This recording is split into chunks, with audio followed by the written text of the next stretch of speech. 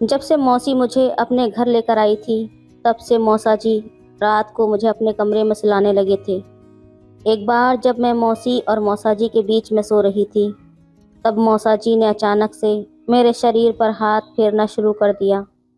मैंने अभी नया नया जवानी में कदम रखा था। मौसा जी के स्पर्श से मैं डर कर उठ गई। उठते ही मेरी नज़र मौसा जी पर पड़ी, जो बड़े ही बेतकल्लुफ़ होकर मेरे शरीर पर हाथ फेरते हुए किसी और ही रूप में नज़र आ रहे थे। मुझे जागता हुआ देखकर उन्होंने बिस्तर के किनारे को पकड़कर वहीं पर रात भर मुझे। हेलो दोस्तों, स्वागत है आप सभी का हमारी एक और रोमांचक कहानी में। उम्मीद करती हूँ आपको ये कहानी बेहद पसंद आएगी। मेरा नाम पूजा है। हाल ही में मौसी मुझे अपने घर ले आई थी। मौसी के साथ उनके घर आने का कारण कुछ अलग ही था। मैं गर्मियों की छुट्टियों के लिए मौसी के पास नहीं आई थी। सुकन्या मौसी मेरी माँ की दोस्त थी। कुछ घंटों पहले ही घर पर माँ का फ़ोन आया था कि सुकन्या मौसी मुझे लेने आएगी और मुझे कुछ दिनों के लिए उनके घर पर रहना होगा। मेरे माता पिता दोनों नौकरी करते थे। माँ का कुछ दिन पहले ही तबादला हुआ था। जिस गांव में उनका प्रमोशन हुआ था, वहाँ बिजली और पानी की सुविधा ज़्यादा अच्छी नहीं थी। नौकरी ज्वाइन करने से पहले माँ उस गांव में जाकर आई और वहाँ की स्थिति देख ली थी। गांव की स्थिति जानने के बाद पिताजी ने माँ से कहा कि प्रमोशन वाली जगह का तबादला करवा ले। इसके लिए माँ को अपनी मुख्य शाखा यानी कि मेन ब्रांच जाना पड़ता। इसी वजह से माँ पिता दोनों उनकी मुख्य शाखा गए। वहाँ से लौटते समय उनकी गाड़ी का एक्सीडेंट हो गया। जब वो घर से निकले थे तो सुबह का समय था, लेकिन शाम तक भी वो घर नहीं पहुँचे थे। शाम को मुझे माँ का फ़ोन आया और तब मुझे पता चला कि माँ और पापा के साथ क्या हुआ है। जहाँ उनका एक्सीडेंट हुआ था, वो जगह हमारे घर से बहुत दूर थी। माँ ने कहा कि उनकी हालत थोड़ी ठीक है, लेकिन पापा को 1 महीने तक अस्पताल में भर्ती रहना पड़ेगा। माँ ने मुझसे कहा कि मैं चिंता ना करूं और जब तक मैं घर नहीं आ जाती, मैं उनकी दोस्त सुकन्या के घर पर रहूं। उन्होंने बताया कि सुकन्या मुझे लेने आ रही है। माँ का फ़ोन रखे हुए थोड़ी ही देर हुई थी कि सुकन्या मौसी मुझे लेने आ गई। मौसी को देखते ही मैं उनसे लिपटकर बहुत रोई थी। उन्होंने मुझे कुछ कहने से पहले ही सब कुछ बता दिया। मौसी ने कहा, मुझे सब पता है, तुम्हारे माता पिता जल्दी ही घर आ जाएंगे। उन्होंने मुझे शांत किया और अपने साथ ले गईं। उस दिन मैं पहली बार मौसी के घर पर गई थी। इससे पहले मैंने केवल उनका नाम सुना था। मुझे अपना घर छोड़कर कहीं और जाना कभी भी पसंद नहीं था, लेकिन अब स्थिति ऐसी आ गई थी कि मुझे मौसी के घर जाना पड़ा। उनके घर पहुंचते ही मेरी मुलाकात उनके पति से हुई। मौसा जी तो बहुत ही प्रेम भाव वाले इंसान थे। जब उन्हें मेरे माता पिता के बारे में पता चला तो उनकी आंखें भर आईं। मौसा जी ने मुझे प्यार से अपने पास बुलाया और कहा, यहाँ तू बिना किसी झिझक के रह। अगर तुझे कुछ चाहिए हो तो बेझिझक मुझे बता देना। मौसा जी मौसी के सामने मेरे साथ अच्छे से व्यवहार कर रहे थे, लेकिन ये मुझे नहीं पता था कि ये उनका असली स्वभाव है या सिर्फ दिखावा। मुझे तो वो बहुत अच्छे लग रहे थे, लेकिन धीरे धीरे मौसा जी का असली चेहरा मेरे सामने आने वाला था, जिसका मुझे अंदाज़ा भी नहीं था। मैं 16 साल की थी। अभी कुछ दिन पहले ही मेरी 10वीं के पेपर ख़त्म हुए थे और मैं अपनी छुट्टियों का आनंद ले रही थी। तभी हमारे घर में इतनी बड़ी दुर्घटना हो गई।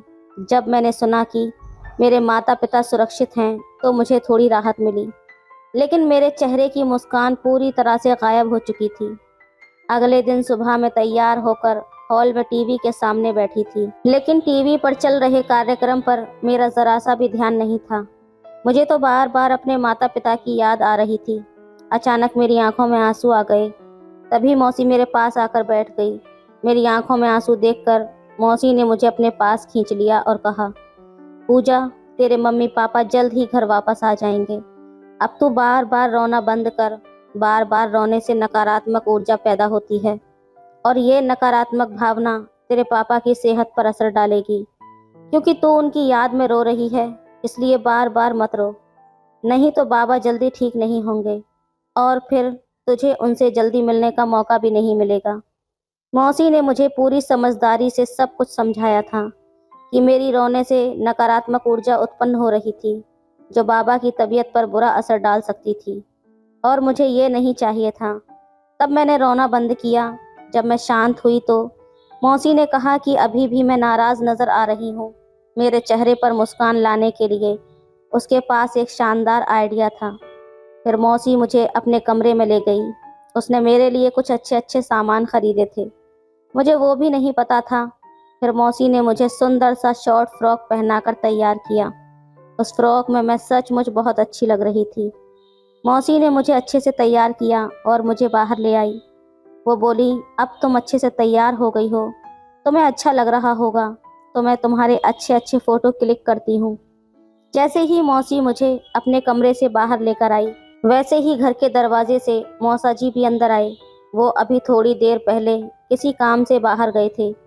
मुझे देखते ही मौसा जी मेरे पास आ गए और मेरी तारीफ करने लगे। मौसा जी ने तो मेरा हाथ ही पकड़ लिया और मेरे साथ डांस करने लगे। बीच में आकर मौसी ने डांस रोक दिया और उसने मेरे कुछ फ़ोटो क्लिक किए।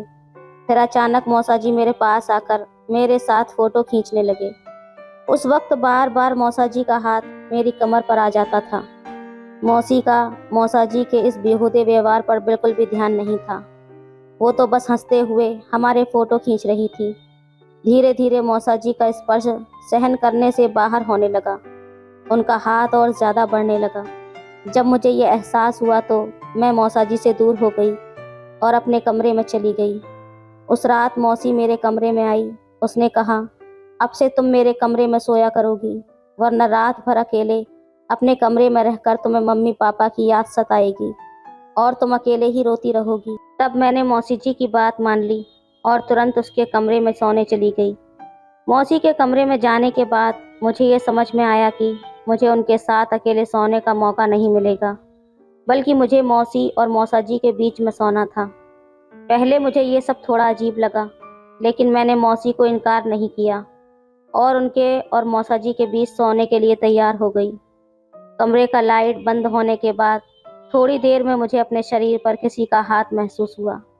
जब मैंने उस हाथ पर हाथ फेरा तो वो हाथ मुझे पुरुष का महसूस हुआ। मेरे पास मौसा जी सो रहे थे। तब मैंने मौसी को मौसा की हरकतों के बारे में बताने के लिए जानबूझकर उनका हाथ उस हाथ पर रख दिया। मौसी ने भी थोड़ी सी नींद में ये महसूस किया।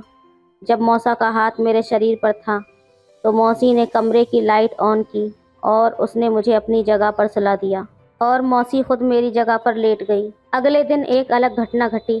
किचन में रहते हुए मौसी का तेल पर पैर फिसल गया और वो ज़ोर से घुटनों के बल गिरी। मौसी को बहुत चोट लगी थी। जब उसे अस्पताल ले जाया गया तो पता चला कि उसका पैर फ्रैक्चर हो गया है। अब मौसी की जगह मुझे घर के सारे काम करने थे। कुछ ही समय में मैं और मौसा मौसी को अस्पताल से लेकर घर वापस आए। घर आते ही मौसी का पैर प्लास्टर किया गया था। उस दिन दोपहर को मुझे खाना बनाना था, तो किचन में जाने से पहले मैंने मौसी का गाउन पहना और किचन में खाना बनाने के लिए चली गई। सबसे पहले तो किचन में फैला हुआ तेल मैंने साफ़ किया था और फिर खाना बनाने लगी। मुझे किसी भी सब्ज़ी को परफेक्ट बनाना आता था, लेकिन चपाती बेलने में मेरी बहुत बड़ी समस्या थी।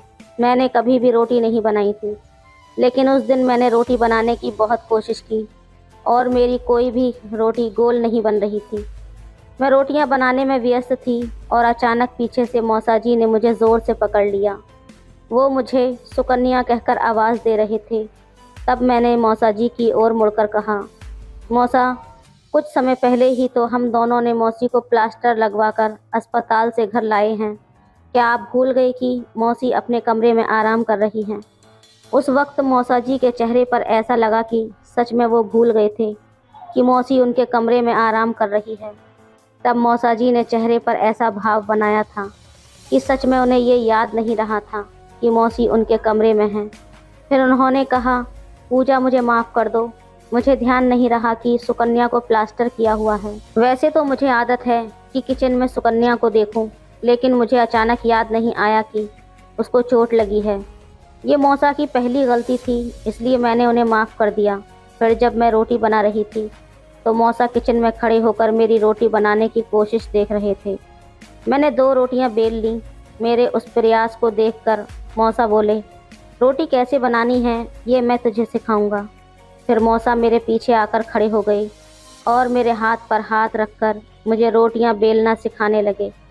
जैसे ही उन्होंने मुझे सिखाना शुरू किया, मुझे ये महसूस होने लगा कि सिखाने के बजाय कुछ और ही हो रहा था।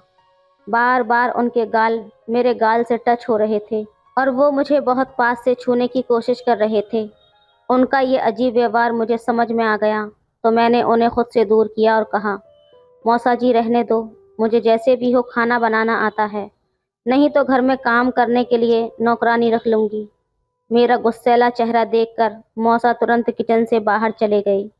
मौसी ने मेरी बनाई हुई रोटियां खाई थीं और वो भी स्वाद में अच्छी थीं। उसी रात सोने के समय मौसा मेरे कमरे में आए और बोले, पूजा आज तुम मौसी के पास नहीं सोने आ रही हो क्या? काफ़ी वक्त हो गया है, मैं तुम्हारा इंतज़ार कर रहा था। तब मैंने मौसा से कहा, नहीं, मैं आज नहीं आ सकती क्योंकि मौसी के पैर में चोट लगी है और रात को मैं थोड़ी अजीब तरीके से सोती हूँ।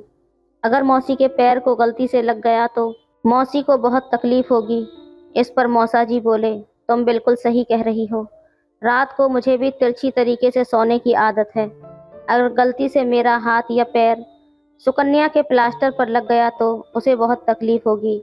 मैं एक काम करता हूँ, मैं अपना कंबल लेकर तुम्हारे पास सोने आ जाता हूँ ताकि तुम्हारी मौसी आराम से हमारे बिस्तर पर अकेले सो सके। मैं अपने मौसा को अपने कमरे में आने से रोक नहीं सकती थी क्योंकि वो घर उनका ही था। कुछ समय बाद मौसा अपना कंबल लेकर मेरे कमरे में आए। जैसे ही वे अंदर आए, मैंने उनसे कहा, मौसा मुझे अपनी माँ से बात करनी है, क्या आप मेरी माँ को फ़ोन लगा कर दे सकते हैं? तब मौसा जी ने कहा, सुबह बात करवा दूंगा। मैं उनसे अपने माता पिता के बारे में पूछने लगी तो उन्होंने कहा कि वो दोनों ठीक हैं। घर से निकलते समय मैं अपना मोबाइल ले आना भूल गई थी, इसलिए मुझे अपने माता पिता के बारे में पूछताछ के लिए मौसा जी पर निर्भर रहना पड़ता था। मैं उनसे लगातार सवाल पूछती जा रही थी, जिससे वो तुरंत मुझसे मुंह मोड़कर सो गए। मुझे मौसा पर ज़रा भी भरोसा नहीं था, इसलिए मैंने अपना बिस्तर ज़मीन पर बिछाया और वहीं पर सो गई। इसी तरह कुछ दिन और बीत गए। अब मेरी मौसी भी घर पर आ गई थी और उन्हें आए हुए कुछ दिन हो गए थे। उनके पैर में प्लास्टर लगा हुआ था, इसलिए वो नहाने धोने जैसे काम नहीं कर पा रही थी। एक दिन मौसी ने मुझसे कहा, अब मुझे ऐसे गंदे शरीर के साथ रहना बिल्कुल अच्छा नहीं लग रहा, क्या तुम मुझे स्पॉन्ज करा सकती हो? मैंने तुरंत उनकी बात मान ली और उनके लिए गुनगुना पानी और नैपकिन लेकर आई। जब मैं मौसी के चेहरे पर गीले कपड़े से पोंछ रही थी, तभी मौसा जी कमरे में आ गए। मुझे ऐसा करता देखकर मौसा जी बोले, पूजा तुम ये क्या कर रही हो? मेरी पत्नी का अच्छे से ख्याल रखो। तुम मौसी की सफाई ठीक से नहीं कर रही हो। रुको, मैं तुम्हें अच्छे से सिखाता हूँ। ऐसा कहकर मौसा जी मुझे कमरे से बाहर ले गए। उन्होंने मुझे हमारे कमरे में ले जाकर बंद कर दिया तो कहने लगे कि पूजा, स्पॉन्जिंग कैसे करते हैं ये मैं तुम्हें सिखाता हूँ। तभी मौसा गीला तौलिया लेकर मेरे सामने आए। उन्होंने मुझे बिस्तर पर बैठाया और स्पॉन्जिंग सिखाने लगे। धीरे धीरे उनका हाथ मेरी गर्दन की तरफ बढ़ने लगा। वो मेरी गर्दन के आसपास बार बार एक ही जगह पर हाथ फेर रहे थे। उसके हाथों का स्पर्श मुझे गलत जगह महसूस हो रहा था। मुझे अच्छे और बुरे स्पर्श की अच्छी तरह समझ थी। तब मुझे ये समझ में आया कि मौसा का वो स्पर्श गलत था। जैसे ही मुझे उसका एहसास हुआ, मैंने मौसा को खुद से दूर कर दिया। मौसा की इस अजीब हरकत से मेरी आंखों में आंसू आ गए। मुझे मौसी के पास जाकर उसकी शिकायत करनी थी। मैं मौसी के कमरे में गई तो देखा वो आराम कर रही थी।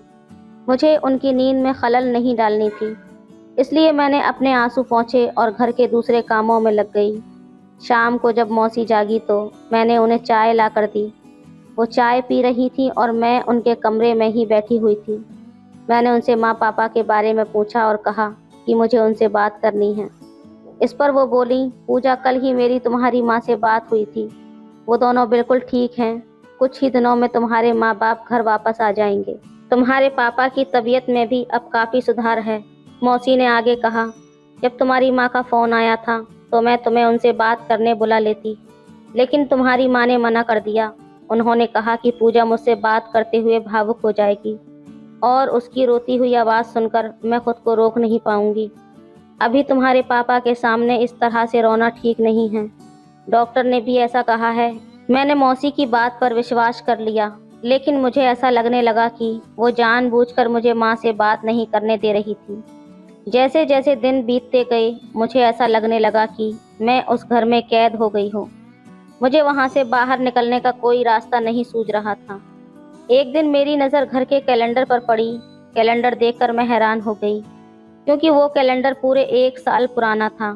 जब मैं मौसी के साथ इस घर में आई थी, उस समय का नहीं, बल्कि उससे पिछले साल का कैलेंडर था। उस दिन मैं अचानक घर के बाहर निकल आई। बाहर आकर मैंने आसपास देखा तो पाया कि वहाँ जो भी घर थे वो सब बंद थे। केवल मौसी के घर में लोग रह रहे थे। बाकी पूरा इलाका सुनसान पड़ा हुआ था।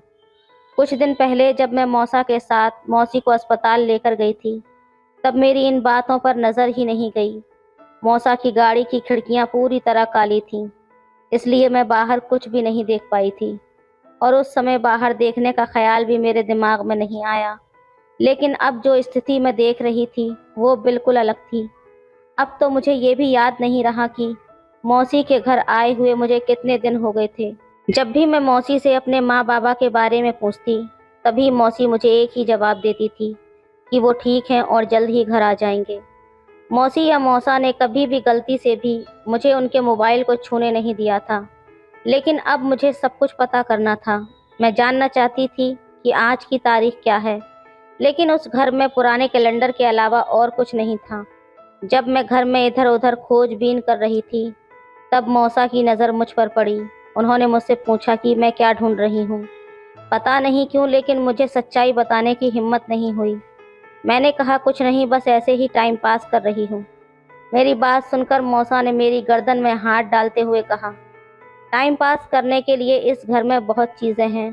अगर तुम कहो तो मैं तुम्हारा टाइम पास करवा देता हूँ। ये कहकर वो हंसने लगे।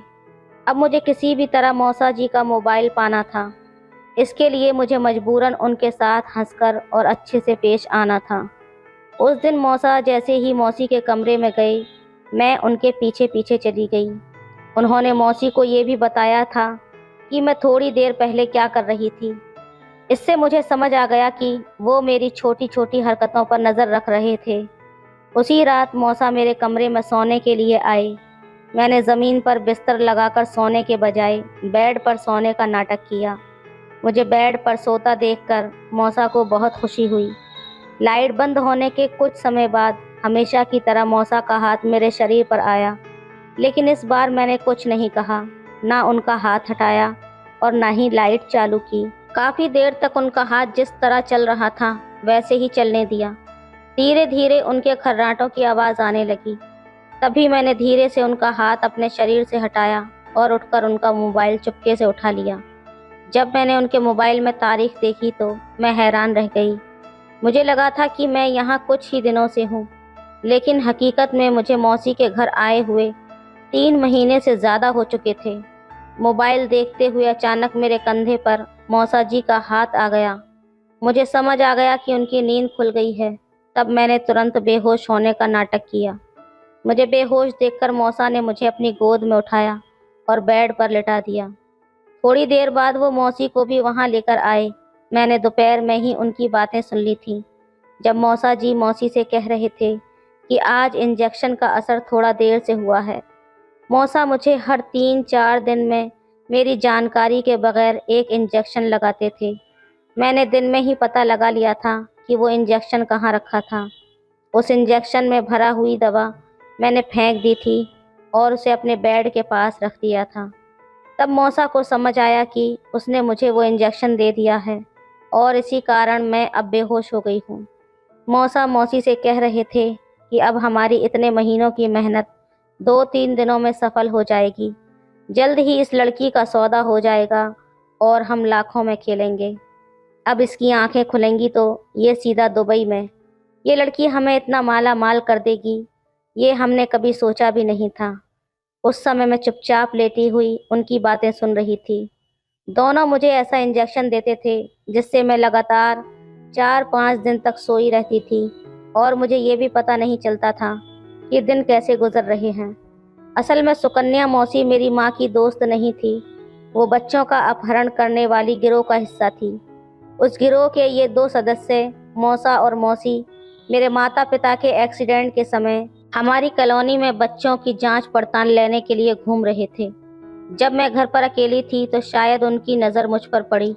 उन्होंने मेरी और मेरी माँ की बातचीत सुनकर खुद को सुकन्या मौसी बनाकर मुझे ले जाने की योजना बनाई। इससे पहले मैंने अपनी माँ की किसी दोस्त को कभी नहीं देखा था। माँ हमेशा कहती थी कि कभी कभी रिश्तेदारों के घर मेरे साथ चला कर, ताकि अगर तुम्हें उनकी पहचान ना हो तो ज़रूरत पड़ने पर तुम्हें उन्हें पहचान सको। आज मुझे माँ की वो बात याद आ रही थी, क्योंकि मैं कभी किसी रिश्तेदार के घर नहीं गई थी और इसीलिए मैं असली सुकन्या मौसी को पहचान नहीं पाई और धोखे से इन लोगों के साथ चली आई। कुछ समय बाद उनकी बातें ख़त्म हो गईं। मौसा जी फिर मेरे पास आकर सो गए।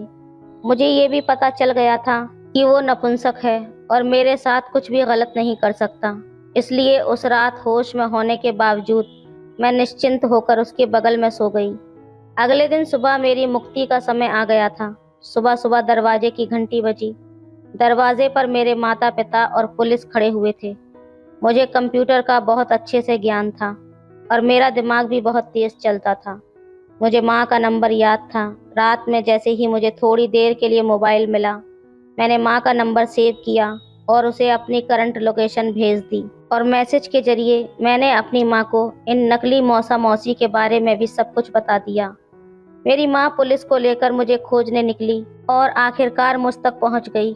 उन दोनों लोगों ने मुझे मेरे घर से 400 किलोमीटर दूर रखा हुआ था।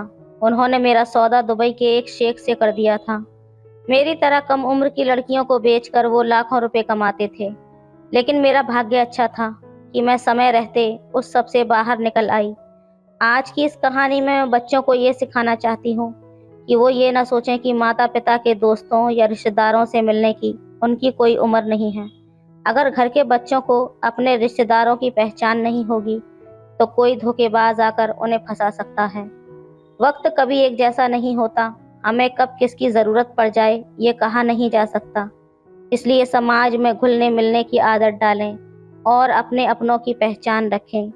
तो दोस्तों, ये थी आज की कहानी। आपकी क्या राय है इस कहानी पर हमें कमेंट में ज़रूर बताएं। वीडियो अच्छी लगे तो लाइक करें, शेयर करें, सब्सक्राइब करें। धन्यवाद। रात के करीब 11 बजे मुझे नींद से जागकर वॉशरूम जाने की ज़रूरत महसूस हुई। मैं चुपचाप उठा और वॉशरूम की तरफ चला गया। थोड़ी देर बाद जब मैं वापस आया तो मैंने देखा कि आंटी बेड पर सोई हुई थी, लेकिन उनकी पीठ मेरी तरफ थी। कमरे में हल्की सी रोशनी थी, जिससे मुझे आंटी की सिल्क नाइटी की चमक दिखाई दे रही थी।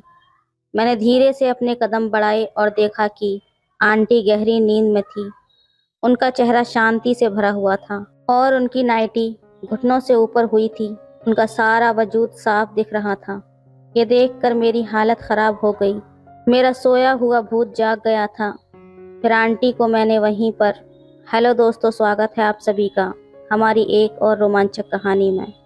उम्मीद करती हूँ आपको ये कहानी बेहद पसंद आएगी। मेरा नाम राहुल है। कुछ दिन पहले की बात है, जब मैं अपना इंटरव्यू देने के लिए मुंबई से गुजरात जा रहा था। ट्रेन में बैठा तो मेरे सामने वाली सीट पर एक आंटी बैठी थी। वो बेहद सुंदर और आकर्षक लग रही थी। उनका चेहरा एक अलग ही चमक लिए हुए था और उनके लंबे बाल उन्हें और भी ज़्यादा खूबसूरत बना रहे थे। उनका भरा हुआ शरीर उनकी खूबसूरती में चार चांद लगा रहा था। आंटी को देखकर मुझे बेहद सुकून मिल रहा था और आत्मविश्वास से मेरी नज़रें उनकी ओर खिंची चली जा रही थीं। ट्रेन चलते चलते मैंने सोचा कि मैं उनसे बात करूं। फिर मैंने हिम्मत जुटाई और उनसे बातचीत शुरू की। आंटी ने मुस्कुराते हुए जवाब दिया, आप कहाँ जा रहे हो? मैंने बताया कि मैं गुजरात जा रहा हूँ, जहाँ मेरा एक इंटरव्यू है। ये सुनकर वो बोली, अच्छा, मैं भी गुजरात की ही रहने वाली हूँ। मुंबई अपने पति से मिलने आई थी। फिर मैंने उनका नाम पूछा तो आंटी ने अपना नाम संध्या बताया। मैंने कहा, अच्छा, आप गुजरात में किस जगह पर रहती हो? उन्होंने कहा कि मैं भी कलोल में रहती हूँ। हमें एक दूसरे से बातें करते करते अच्छा लगने लगा था। आंटी की बातें सुनकर मुझे उनका व्यक्तित्व और भी पसंद आने लगा। ट्रेन में सफ़र करते हुए हमने अपने अपने जीवन के बारे में और भी कई बातें साझा की। मैंने बताया कि मेरा इंटरव्यू एक ऑटोमोबाइल कंपनी में है और आंटी ने मुझे प्रोत्साहित किया। आंटी के साथ ऐसे ही इधर उधर की बातें चलती रहीं। मैं पूरे रास्ते उनको ही देखता रहा। वो बहुत ही मस्त माल लग रही थी। शायद आंटी ने भी नोट कर लिया था, मगर उन्होंने मुझसे कुछ नहीं बोला। रात के करीब 12 बज चुके थे जब ट्रेन कलोल स्टेशन पर रुकी थी। आंटी और मैं दोनों ही ट्रेन से बाहर निकले। आंटी का बैग बहुत भारी था, तो मैंने उनकी मदद के लिए कहा, आंटी लाओ मैं आपका बैग उठा देता हूँ। उन्होंने मुझे बड़ी विनम्रता से धन्यवाद किया और हम दोनों स्टेशन से बाहर आ गए। कलोल में रात गहराने लगी थी और आसपास ज़्यादा लोग नहीं दिख रहे थे। स्टेशन के बाहर पहुंचकर आंटी ने मुझसे पूछा, अब रात को कहाँ ठहरने का सोचा है? मैंने सोचा कि शायद होटल ढूंढना पड़ेगा, लेकिन आंटी ने कहा, अगर तुम्हें कोई दिक्कत ना हो तो हमारे घर आ सकते हो। घर पास में ही है और तुमने मेरी मदद भी की है। मुझे भी रात में बैग उठाने में मुश्किल हो रही है। मैंने थोड़ी देर सोचा और फिर हामी भर दी। रात काफ़ी हो चुकी थी और मुझे भी होटल ढूंढने की जगह आंटी के घर जाना ज़्यादा सही लगा। हम दोनों रेलवे पटरी पार करके आंटी के घर की तरफ बढ़े। चलते चलते मैंने आंटी से पूछा, आपका घर कितनी दूर है? आंटी ने मुस्कुराते हुए कहा, बस थोड़ी दूर, और तुम देखना मेरे घर का माहौल बहुत अच्छा है। उनकी बात सुनकर मुझे राहत मिली और मैंने सोचा कि ये शायद एक नई दोस्ती की शुरुआत हो सकती है। जब हम उनके घर पहुंचे तो आंटी ने ही दरवाज़ा खोला और मुझे अंदर आने को कहा। अंदर पहुंचकर मैंने कहा, थैंक यू आंटी। आंटी ने कहा, थैंक यू तो मुझे कहना चाहिए, तुमने मेरी बहुत मदद की है। घर के अंदर एक हल्की सी रोशनी थी और दीवारों पर लगे चित्रों ने घर को और भी ज़्यादा खूबसूरत बना दिया था। फिर उन्होंने मुझसे पूछा, राहुल तुम्हें भूख लगी है क्या? खाना पसंद करोगे? मुझे भी थोड़ी भूख लग रही थी, तो मैंने कहा, आंटी चावल बना लो, जल्दी बन जाएंगे। आंटी हंसी और बोली, ठीक है, मैं कपड़े चेंज करके आती हूँ। तुम भी सामने वाले कमरे में जाकर अपने कपड़े चेंज कर लो और थोड़ा आराम कर लो। मैं उस कमरे में चला गया जहाँ उन्होंने इशारा किया था। वहाँ जाकर मैंने अपने कपड़े बदले और हाथ मुंह धोकर तैयार हो गया। मैंने एक आरामदायक लोवर और टी शर्ट पहन ली थी। थोड़ी देर बाद आंटी अपने कमरे से बाहर आई। उन्होंने काले रंग की सिल्क की नाइटी पहनी हुई थी जो बहुत ही खूबसूरत लग रही थी। उनके कपड़े सादे थे पर उन पर बहुत अच्छे लग रहे थे। मैंने उन्हें देखा और वो मुस्कुराते हुए बोली, क्या हुआ, ठीक नहीं लग रही हूँ क्या?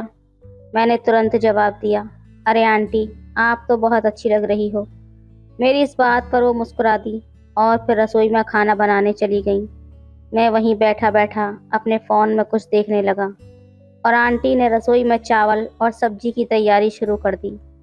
कुछ ही देर में रसोई में पक रहे खाने की खुशबू आनी शुरू हो गई और मेरे पेट में हल्की सी भूख और भी ज़्यादा तेज़ हो गई।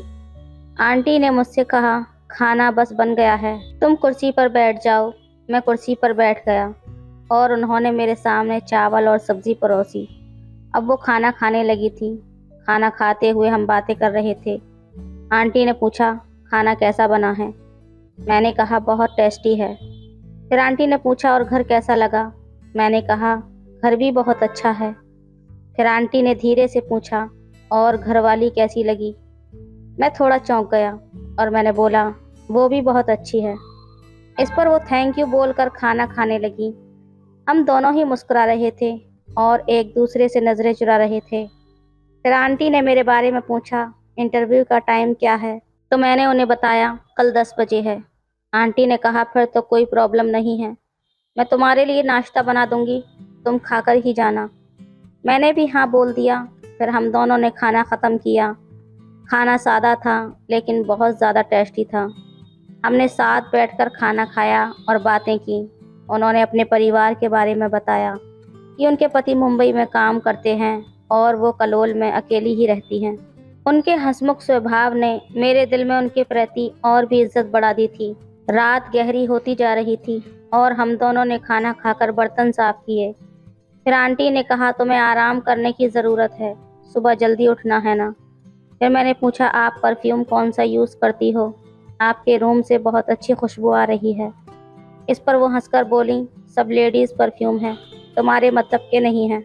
रात के अंधेरे में जब सब कुछ खामोश था, मैं आंटी के कमरे में लेटा हुआ था। थोड़ी देर बाद आंटी कमरे में आई और मुस्कुराते हुए बोली तुम और कुछ भी बताओगे। मैंने हंसकर कहा क्या पूछना चाहती हैं। आंटी ने मेरी आंखों में देखते हुए कहा अगर तुम्हारी जॉब यहाँ लग गई तो फिर तुम कहाँ पर रहोगे।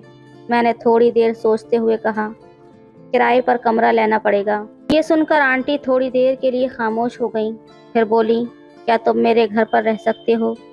मैंने थोड़ा संकोच में कहा आंटी आपके घर पर कब तक रहूँगा। आंटी ने हंसते हुए कहा जब तक तुम रहना चाहो। मैंने फिर कहा नहीं आंटी ऐसा अच्छा नहीं लगेगा। वो समझ गई और बोली ठीक है, किराए पर रह लेना, जो किराया तुम बाजार में दोगे वो मुझे दे दिया करो, तुम्हारे सहारे मेरा भी मन लग जाएगा। मैंने इस प्रस्ताव पर विचार किया, ये वाकई में एक अच्छा विचार था। मैंने कहा ठीक है, पहले नौकरी तो लगने दो, तभी तो पता चलेगा। आंटी ने कहा तुम्हारी जॉब पक्की है।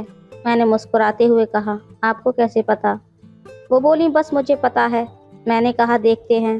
आंटी ने फिर से पूछा अगर नौकरी लग गई तो तुम मेरे घर पर ही रहोगे ना।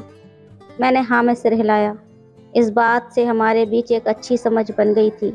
फिर थोड़ी देर बातें करने के बाद मैंने कहा आंटी अब हमें सो जाना चाहिए, सुबह मुझे भी जाना है।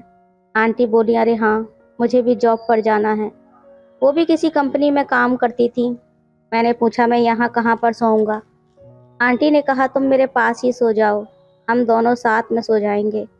मैंने थोड़ी हिचकिचाहट दिखाई और कहा नहीं मुझे दूसरे कमरे में सोना है। आंटी ने फिर कहा दूसरे कमरे में सफाई नहीं है, तुम यहीं पर मेरे कमरे में ही सो जाओ। मैंने उनकी बात मान ली। मैंने उनसे बिस्तर मांगा और नीचे बिछाकर सो गया। आंटी ने कहा ये मेरे बेड पर मेरे साथ ही सो जाओ। मैंने मना कर दिया, लेकिन आंटी ने ज़्यादा कुछ नहीं कहा। वो मुझे कंधा देकर बेड पर लेट गईं और मैं नीचे लेटने का फैसला किया। धीरे धीरे कमरे का माहौल शांत हो गया। रात के सुकून भरे माहौल में मुझे लगा कि ये अनजानी मुलाकात हमारे लिए नई अध्याय की शुरुआत हो सकती है। अब रात के करीब 12 बज चुके थे। मैं उठा और वॉशरूम चला गया। जब वापस आया तो देखा आंटी मेरी तरफ पीठ करके लेटी हुई थी और उनकी नाइटी ऊपर तक उठी हुई थी। उनका वजूद साफ दिख रहा था। ये देखकर मेरी हालत ख़राब हो गई। मेरा सोया हुआ शैतान जाग गया था, लेकिन मैं कंट्रोल करके सो गया। सुबह आंटी ने 7 बजे उठा दिया और बोली उठो और अभी चाय पी लो। मैंने मना करते हुए कहा आंटी मैं चाय नहीं पीता। इस पर आंटी बोली कोई बात नहीं, थोड़ी सी पी लो, मैंने तुम्हारे लिए बहुत प्यार से बनाई है। मैंने आंटी की तरफ देखा तो उनकी आंखों में कुछ अलग ही चमक थी और बात करने का तरीका भी बदल चुका था। हर बार डबल मीनिंग में कर रही थी, लेकिन मैं अनजान बने हुए सब कुछ इग्नोर कर रहा था। फिर मैं तैयार होकर जाने लगा तो आंटी बोली इंटरव्यू के बाद मुझसे मिलकर जाना, और जॉब का क्या हुआ ये भी मुझे बता कर जाना कि इंटरव्यू में तुम्हारा जॉब का क्या हुआ। मैं ओके बोलते हुए निकल गया। मैं एक ऑटो पकड़कर इंटरव्यू देने पहुंच गया। जब मैं दिन में 3 बजे वापस आया तो आंटी का घर लॉक था। मेरे कपड़े अभी भी अंदर ही थे और मैं आंटी का फ़ोन नंबर लेना भी भूल गया था। मैंने आंटी के आने का वेट किया। शाम को 5 बजे आंटी आई। वो जीन्स टॉप में मस्त पटाखा लग रही थी। आते ही आंटी बोली ओ सॉरी यार, मैं तो तुम्हें भूल ही गई थी कि तुम मेरा इंतज़ार कर रहे होगे। उन्होंने जल्दी से गेट खोला और अंदर आने को बोलने लगी। फिर आंटी बोली तुम थोड़ा रुको, मैं कपड़े चेंज करके अभी आती हूँ। आज आंटी लोवर और एक ढीली सी टी शर्ट पहनकर बाहर आई। आंटी बोली हाँ अब बताओ क्या हुआ। मैंने कहा कि मुझको घर जाना है। इस पर आंटी थोड़ा उदास हो गई और बोली क्या हुआ, इंटरव्यू सही नहीं हुआ क्या, जॉब नहीं लगी, ऐसा कैसे हो सकता है, तुमको मना कैसे कर सकते हैं वो लोग। ऐसा लग रहा था कि मानो जैसे उनको इस बात का बहुत दुख हुआ हो। मैंने आंटी से कहा कि ऐसी कोई बात नहीं है, मेरी जॉब लग गई है और मुझको 2-3 दिन बाद ज्वाइन करना है। इस पर आंटी खुश होकर पूछने लगी कि फिर घर क्यों जा रहे हो। उनके पूछने से साफ पता चल रहा था कि जैसे आंटी को मेरा जाना अच्छा नहीं लग रहा था। मैंने कहा मेरे पास इतने कपड़े नहीं हैं, मैं अपने घर वालों से मिलकर आऊँगा और अपने कपड़े भी लेकर आऊँगा और कुछ ज़रूरी सामान भी लाना है। इस पर आंटी ने एक आशा भरी निगाहों से पूछा, वापस तो आओगे ना? उनकी आंखों से साफ लग रहा था कि जैसे मेरे बिना आंटी का मन ही नहीं लग रहा हो। मैंने आंटी से कहा, आंटी मैं ज़रूर आऊँगा। फिर आंटी थोड़ा खुश हो गई और बोली, जाओगे कब? ट्रेन कब की है? मैंने बोला कि कल मॉर्निंग की है, नाइट की ट्रेन में कोई सीट नहीं है। इस पर आंटी बहुत ज़्यादा खुश हो गई और बोली, ओके, तो फिर आज तुम्हारे लिए रूम की सफाई करते हैं और शाम को पार्टी करते हैं। मैंने बोला, पार्टी किस लिए? आंटी बोली, अरे तुम्हारी जॉब लग गई है इसलिए पार्टी करते हैं, चलो पार्टी दो। मैंने उनसे कहा, मगर मेरे पास इतने पैसे नहीं हैं। इस पर आंटी बोली, कोई बात नहीं, पार्टी मैं दे दूंगी, जब तुम्हारी सैलरी आ जाए तो वापस कर देना। फिर हम दोनों ने खाना खाया और रूम की सफाई करने में लग गए। सफाई करते करते देर हो गई थी। आंटी ने पूछा, खाना घर पर खाओगे या बाहर? मैंने कहा, घर पर ही खाएंगे। फिर आंटी ने पूछा, और पीना कहाँ पर है? इस पर मैं थोड़ा चौंकते हुए बोला, क्या मतलब? आंटी बोली, ड्रिंक नहीं करते हो क्या? मैंने बोला, करता हूँ, मगर इससे पहले मैं कुछ और बोलता तब तक आंटी बोली, बस तो फाइनल हो गया, तुम बाहर से बोतल ले आना, तब तक मैं कुछ खाने के लिए बनाती हूँ। उन्होंने मुझको 1,000 रुपये दिए और बोली, एक रेड लेबल की बोतल और कुछ फ्रूट्स और ड्राई फ्रूट्स लेकर आना, और हाँ, एक सिगरेट का पैकेट भी ले आना। मैं उनसे पैसे लेकर दुकान पर पहुंच गया और मैंने एक बोतल ले ली और कुछ फ्रूट्स और ड्राई फ्रूट्स लेकर घर आ गया। तब तक आंटी ने खाना तैयार कर दिया था। आलू गोभी की सब्जी और पूरी बन चुकी थी। आंटी ने मुझे आया हुआ देखकर कहा, तुम अपने कपड़े चेंज कर लो, ये कपड़े गंदे हो गए हैं, जल्दी से नहाकर फ्रेश हो जाओ। तब तक मैं भी नहाकर फ्रेश हो जाती हूँ। फिर मैंने कहा, मगर मेरे पास तो दूसरे कपड़े नहीं हैं। आंटी ने मुझे एक लोवर और एक टी शर्ट ला कर दी और बोली, ये पहन लो। मैं भी उनके दिए कपड़ों को लेकर अपने रूम में गया और नहाकर कपड़े पहन लिए। जब मैं आंटी के रूम में पहुंचा तो आंटी अभी भी नहा रही थी। मैंने आवाज़ दी तो बोली, तुम सामान लाओगे? तब तक मैं आती हूँ। उन्होंने मुझको गिलास, पानी की बोतल बताई और प्लेट वगैरह के बारे में बताया कि किचन में सब रख दिया है, मैंने सब कुछ सेट कर दिया है। ड्राई फ्रूट काट दिए और ड्राई फ्रूट प्लेट में सजा दिए, दोनों गिलासों में पैक बनाकर रख दिया।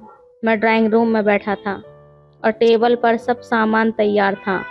जैसे ही आंटी अंदर कमरे में आई, मैं उनको देखता ही रह गया।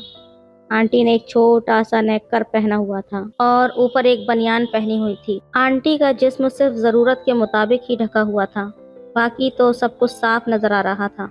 उनको देखकर मैं तो पलक झपकना ही भूल गया। मैं थोड़ी देर तक उन्हें इसी तरह घूरता रहा। जब आंटी ने पूछा, ऐसे क्या देख रहे हो?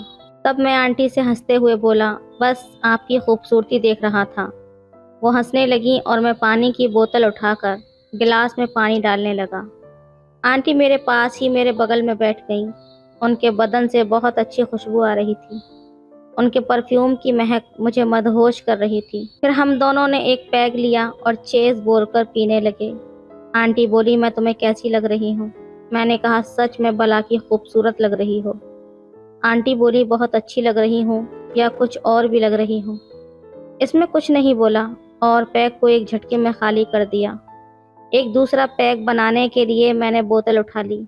आंटी ने कहा, अरे इतनी जल्दी क्या है, रुको भी, इस बार पैक मैं बनाती हूँ। ये कहकर आंटी ने अपना पैक नीचे रखा और हाथ से बोतल लेकर दूसरा पैक बनाना शुरू कर दिया। फिर पैक ख़त्म करके आंटी ने सिगरेट की डिब्बी उठाई और एक सिगरेट निकाली और लगा ली। आंटी टांग खींचते हुए बोली, जानू एक बात पूछूं? मैंने कहा, आंटी पूछो ना। आंटी ने कहा, सच बताओगे या झूठ? मैंने कहा, सच बताऊंगा। आंटी ने कहा, तुम्हारी कितनी गर्लफ्रेंड हैं? ये सुनकर मैं आंटी की तरफ देखने लगा। आंटी ने मेरी तरफ आंख दबाते हुए कहा, बताओ ना। मैंने कहा, आंटी बस एक ही है। आंटी ने कहा, तुमने उसके साथ कभी कुछ किया है या नहीं? मैंने कहा हाँ, एक दो बार बस। ये कहते हुए उन्होंने सिगरेट को मेरी तरफ बढ़ा दिया। मैंने सिगरेट ली और आंटी की तरफ देखने लगा। अब आंटी मुझको बहुत ज़्यादा जोश में लग रही थी। आंटी को देखकर मेरी भी बेचैनी बढ़ने लगी। उन्हें देखकर कंट्रोल कर पाना मेरे लिए अब बहुत ज़्यादा मुश्किल हो रहा था। थोड़ी देर बाद आंटी ने पूछा, कुछ सोच रहे हो क्या? मैंने कुछ नहीं कहा, मैं खामोश रहा। आंटी ने कहा, बताओ ना प्लीज़, तुमको मेरी कसम, क्या सोच रहे हो, बताओ। मैंने कहा, आंटी, आप ना बहुत ज़्यादा खूबसूरत लग रही हो। आंटी हंसते हुए बोली, हाँ वो तो मुझे पता है कि मैं बहुत ज़्यादा खूबसूरत हूँ। तुम्हारे भैया भी यही बोलते हैं। वो अंगड़ाई लेकर हंसने लगी।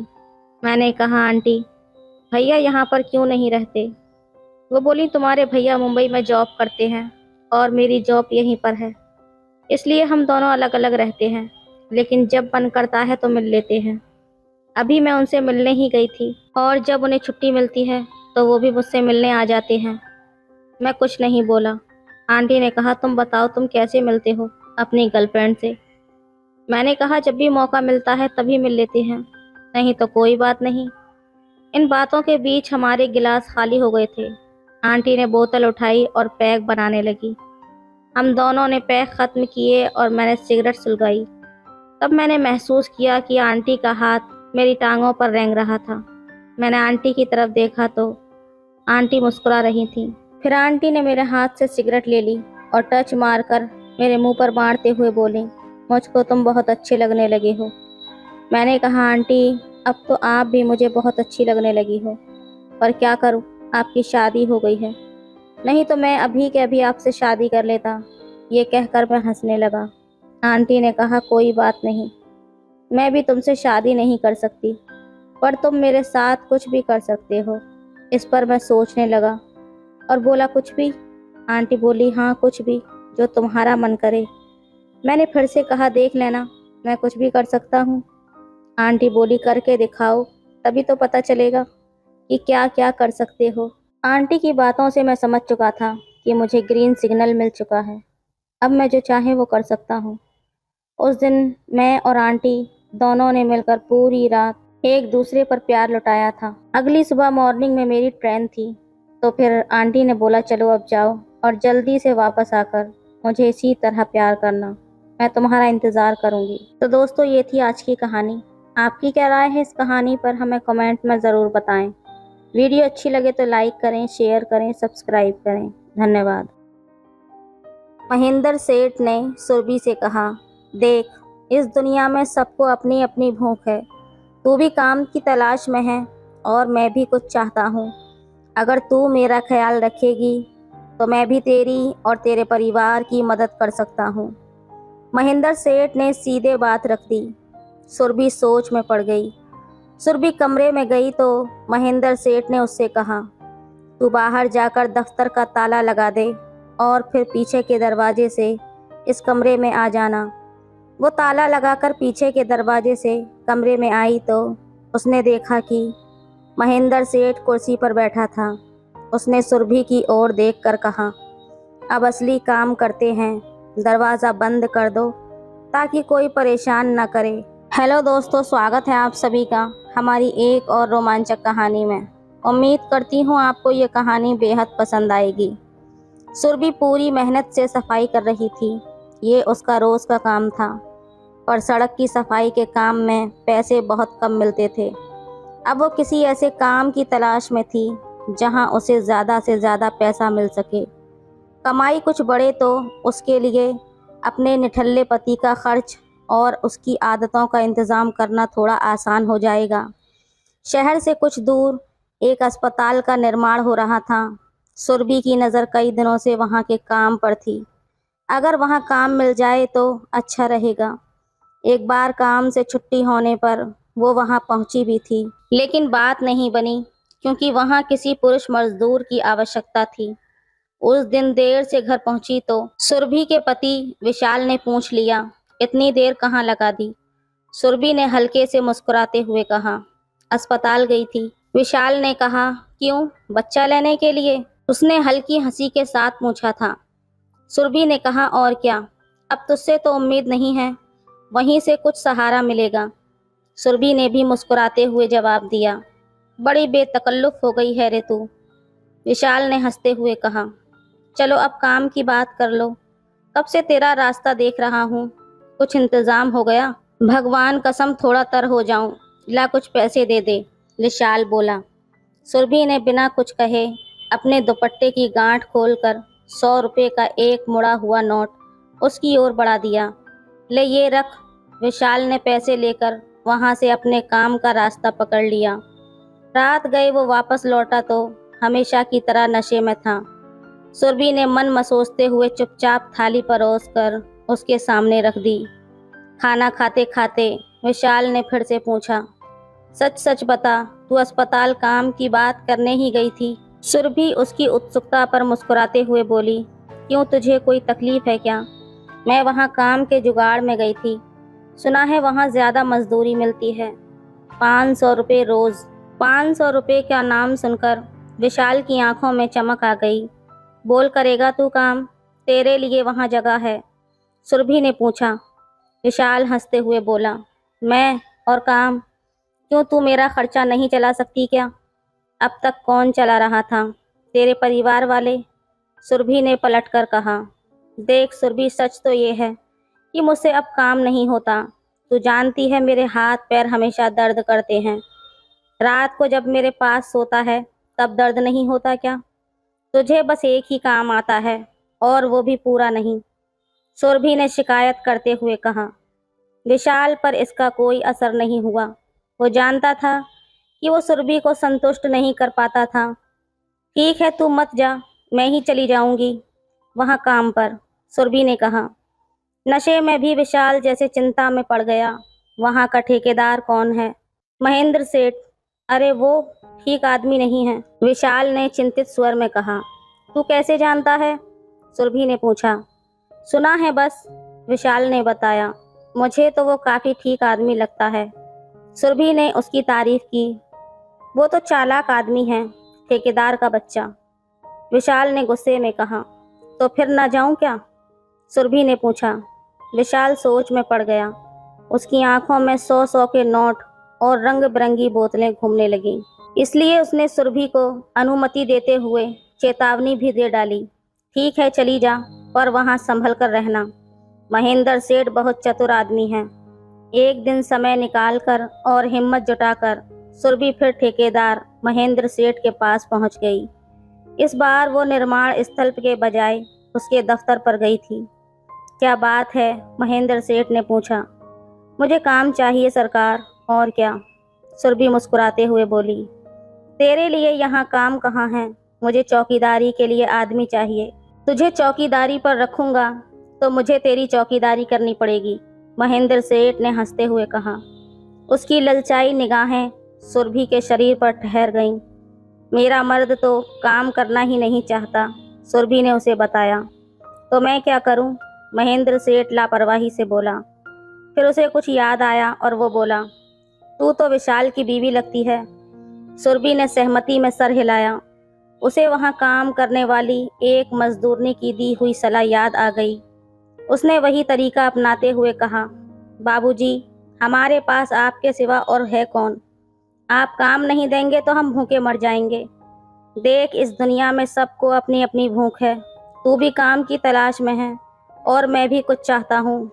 अगर तू मेरा ख्याल रखेगी तो मैं भी तेरी और तेरे परिवार की मदद कर सकता हूँ।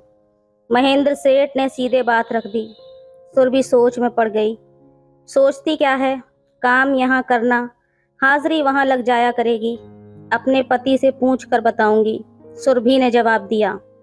अरे उस विशाल को तो मैं मना ही लूँगा, महेंद्र सेठ ने विश्वास के साथ कहा। अगले दिन ठेकेदार महेंद्र सेठ ने विशाल के पास अच्छी देसी शराब की 4-5 बोतलें भिजवा दी। इतनी सारी बोतलें एक साथ देखकर विशाल खुशी से भर गया। उसने तो सपने में भी नहीं सोचा था कि उसे इतनी सारी बोतलें मिलेंगी। महेंद्र सेठ सचमुच अच्छे स्वभाव का इंसान लगा। उसने सुरभि को महेंद्र सेठ के यहाँ काम करने की इजाज़त दे दी। अगले दिन सुरभि महेंद्र सेठ के दफ्तर पहुंची।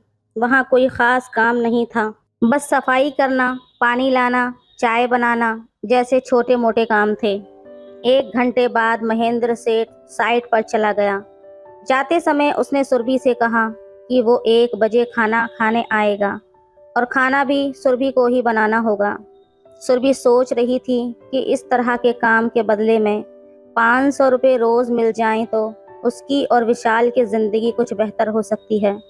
पर उसे थोड़ी चिंता भी थी। उसे अंदाजा था कि महेंद्र सेठ उसे शायद सीधे तौर पर काम नहीं करने देगा। फिर उसने सोचा कि अब जब शुरुआत कर ही दी है तो डरने का क्या फायदा।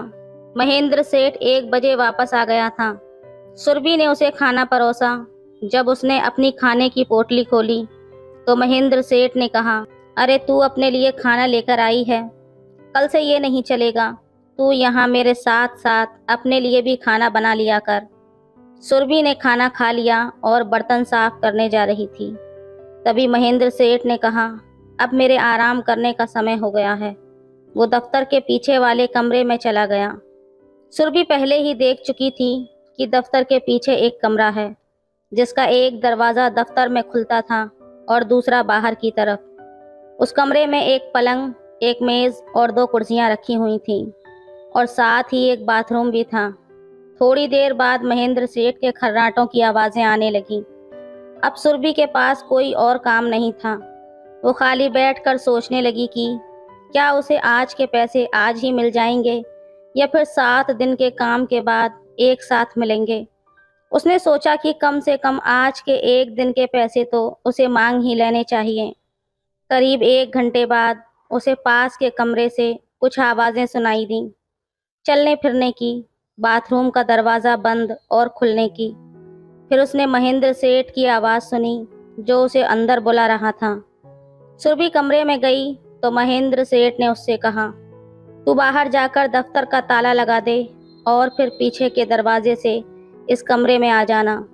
वो ताला लगाकर पीछे के दरवाजे से कमरे में आई तो उसने देखा कि महेंद्र सेठ कुर्सी पर बैठा था। उसने सुरभि की ओर देखकर कहा, अब असली काम करते हैं, दरवाज़ा बंद कर दो ताकि कोई परेशान न करे। सुरभि को मालूम था कि उसे कुछ मुश्किल फैसले लेने पड़ेंगे, पर दरवाज़ा बंद करते वक्त वो थोड़ा असहज महसूस कर रही थी। उसने अपने पति विशाल के अलावा कभी किसी और से इस तरह का संबंध नहीं रखा था। महेंद्र सेठ ने उसे अपने पास बुलाकर उसके पहनावे पर बात छेड़ी। सुरभि ने थोड़ी झिझक के साथ अपना दुपट्टा हटाया और सर झुकाकर खड़ी हो गई। महेंद्र सेठ ने हल्की हंसी के साथ कहा, अब थोड़ा और सहज हो जा। सुरभि ने अचरज से पूछा, और कैसे? इसमें क्या सोचना, अपने पति के आगे भी ऐसे नहीं बैठती क्या? सुरभि ने थोड़ा संकोच करते हुए कहा, नहीं, हमारे बीच ऐसा कुछ नहीं होता। महेंद्र सेठ ने उसे चिढ़ाते हुए कहा, वो तो सचमुच नालायक निकला, एकदम बेपरवाह। सुरभि उसकी ओर संकोच भरी नज़रों से देखती रही। महेंद्र सेठ उसकी झिझक पर मुस्कुराया और उसे सहज महसूस कराते हुए बोला, देख यहाँ, तू घबरा मत, सब कुछ मैं देख लूँगा, तू चिंता मत कर। सुरभि उसकी बात समझ रही थी और थोड़ी झिझक महसूस कर रही थी। उसने अपनी तरफ से हिम्मत करके उसकी बात मान ली। उसे देखकर महेंद्र सेठ के चेहरे पर संतोष की झलक आई, लेकिन उसने कहा, ये क्या जंगल उगा रखा है, कभी साफ क्यों नहीं करती? सुरभि ये सुनकर थोड़ा असहज हो गई और उसे कोई जवाब नहीं सूझा। महेंद्र सेठ ने उसकी हिचकिचाहट को समझते हुए कहा, कोई बात नहीं, मैं कल तुझे इसके लिए ज़रूरी सामान ला दूंगा, या अगर तू कहेगी तो मैं ही मदद कर दूंगा। अब चल, आराम से यहाँ बैठ जा। सुरभि हल्के से संकोच में उसके पास पहुंची तो महेंद्र सेठ ने उसे अपने पास बिठा लिया और उसे सहज महसूस कराने लगा। सुरभि जो पहले बेमन से उसके पास आई थी, अब कुछ ही देर में सहज होने लगी। महेंद्र सेठ ने उसे अपने काबू में महसूस करते हुए कुछ और बातें की और माहौल को थोड़ा सामान्य बनाए रखा। सुरभि के मन में अभी भी कुछ सवाल और संकोच थे। उसने हल्के फुल्के अंदाज में कहा, ये सब करना कुछ अजीब लग रहा है। महेंद्र सेठ ने उसे दिलासा देते हुए कहा, तू बस मेरे साथ रह, सब ठीक होगा, कुछ नया करने में घबराने की ज़रूरत नहीं है। सुरभि को अब तक विशाल की बातें याद आ रही थीं। वो सोच रही थी कि महेंद्र सेठ का व्यवहार कुछ हटकर है, पर मजबूरी में वो उसके पास बैठी रही और परिस्थिति के अनुरूप शांत बनी रही। सुरभि के मन में अब भी कोई झिझक थी, लेकिन उसने अपने आप को सहज रखने की कोशिश की और बातचीत में महेंद्र सेठ के साथ सामान्य महसूस किया। कमरे में एक अजीब सी खामोशी और सुरभि की उलझन भरी सांसों की गूंज थी। महेंद्र सेठ ने उसे सहज कराने की कोशिश में कहा, कैसी हो मेरी रानी, सब ठीक तो है ना? सुरभि ने संकोच के साथ उसकी ओर देखा, लेकिन शब्द उसके होठों तक नहीं आ पाए। उसने धीरे से सहमति में सर हिलाया। माहौल में एक अजीब सी बेचैनी थी, लेकिन सुरभि अब खुद को स्थिर रखने का प्रयास कर रही थी। उसे महसूस हुआ कि वो इस परिस्थिति में पूरी तरह से सहज नहीं है, लेकिन मजबूरी के कारण वो वहीं रुकी रही। महेंद्र सेठ ने उसके चेहरे पर दिख रही झिझक को देखकर उसे समझाने की कोशिश की। डरने की ज़रूरत नहीं है, सब आराम से हो जाएगा। महेंद्र सेठ ने उसे सहजता देने का प्रयास किया और माहौल को सामान्य बनाए रखा। दोनों अपने अपने विचारों में खोए रहे, बिना कुछ बोले। फिर कुछ समय बाद दोनों ने एक दूसरे को छोड़ दिया। सुरभि के चेहरे पर हल्की तृप्ति का आभास था और महेंद्र सेठ अपने मन की प्रसन्नता को छुपा नहीं पा रहा था। महेंद्र सेठ बहुत खुश था कि उसके मन की मुराद पूरी हो गई थी और वो उसके जाल में फंस गई थी। समय बीतता गया और सुरभि का ठेकेदार महेंद्र सेठ के साथ रिश्ता धीरे धीरे गहराता गया। वादे के मुताबिक ठेकेदार महेंद्र सेठ विशाल और उसके परिवार की मदद करता रहा, उनकी रोज़मर्रा की ज़रूरतों का ख्याल रखता रहा। सुरभि का पेट बढ़ने लगा और जल्द ही ये बात साफ हो गई कि वो एक नई जिंदगी को जन्म देने वाली है। विशाल ने अपनी पत्नी के बदलते रूप को देखा तो उसके मन में सवाल उठने लगे। उसे लगा कि उसकी थोड़ी सी ढील देने का नतीजा उसके सामने है। पर जब वो महेंद्र सेठ से बात करने का सोच ही रहा था कि अचानक से उसके पास विदेशी शराब की एक पेटी पहुंच गई। पूरी पेटी, और वो भी विदेशी शराब की। इससे विशाल के विचार बदलने लगे। उसने सोचा, महेंद्र सेठ तो सच में बहुत बड़ा आदमी है जो इस तरह से मदद कर रहा है। सुरभि को भी शायद ये बात समझनी चाहिए थी। रात को नशे में धुत विशाल सुरभि पर गुस्सा हो गया और उसने कहा, अपने पेट को देख, तुझे समझ नहीं आता कि क्या हो रहा है? सुरभि ने जवाब दिया, मैंने कुछ नहीं किया, ये तो भगवान की मर्जी है। विशाल ने तंज भरे लहजे में कहा, भगवान की मर्जी? इसे संभालने के तरीके तो आजकल हर जगह मिलते हैं। तुम किसी अस्पताल क्यों नहीं गई? सुरभि ने अपने पेट पर हाथ फेरते हुए कहा, मैंने ये कदम हमारे बुढ़ापे के लिए उठाया है। अभी तो मैं काम कर पा रही हूँ, पर जब बूढ़ी हो जाऊंगी तब हमारा सहारा कौन बनेगा? मैंने भविष्य के लिए एक सहारा तैयार कर लिया है। सुरभि की बात सुनकर विशाल का गुस्सा थोड़ा ठंडा पड़ गया। वो सोचने लगा, कैसा न्याय किया है भगवान ने। बुढ़ापे में मेरी सेवा करने वाला कोई रहेगा जो मेरा ध्यान रख सकेगा। तो दोस्तों, ये थी आज की कहानी। आपकी क्या राय है इस कहानी पर, हमें कमेंट में ज़रूर बताएं। वीडियो अच्छी लगे तो लाइक करें, शेयर करें, सब्सक्राइब करें। धन्यवाद।